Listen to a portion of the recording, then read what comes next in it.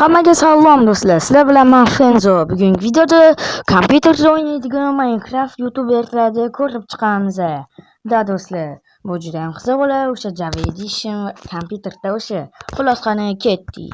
YouTuber emas albatta, siz taniysiz buni.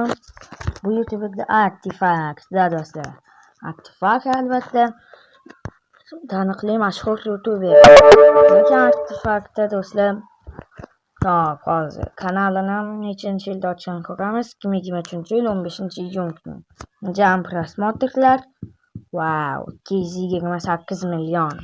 Va mana Telegram kanal. Bu mana Instagram kanalim bor.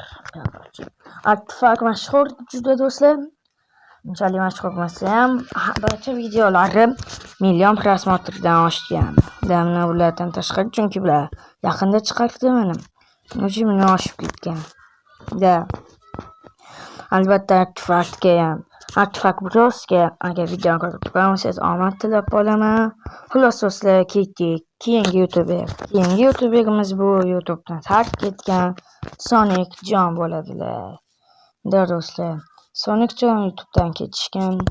Lekin ketgan bo'lsa-da Sonic Jon juda ham qiziq videolar qilishardi do'stlar. Hop, Sonic Jon'ni qachon kanallarni ochganini ko'ramiz.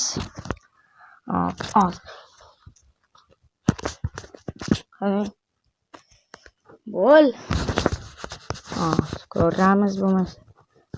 Mana 13 million prosmotr yig'ishgan ekan va kanallarni 2021-yil 14-may kuni ochishgan ekan. 2021-yilda. Unda qani sizga ham agar videoni ko'rgan bo'lsangiz Sonic Jon omad tilab qolamiz. Keyingi YouTuber bu Hacker. Bir paytlar telefonda o'ynagan, hozir afsuski Hacker YouTubedan ketdi va kanalini sotib oldi.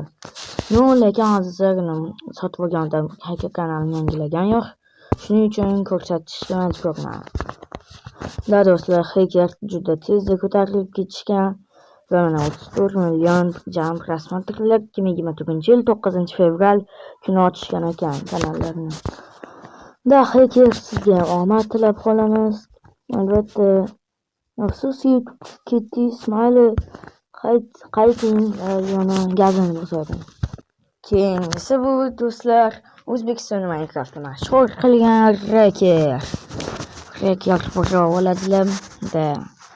Birinchi bo'lib o'zbek Minecraftdagi bo'lishgan Hacker 92 million jam prosmotr va 2020-yilda ochilgan kanal 23-aprel kuni. Da mana.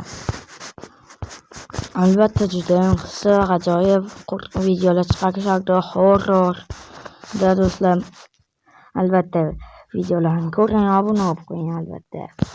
Sizga ham omad bo'lmasa kerak. Qanday keyingi YouTuber bu Redder.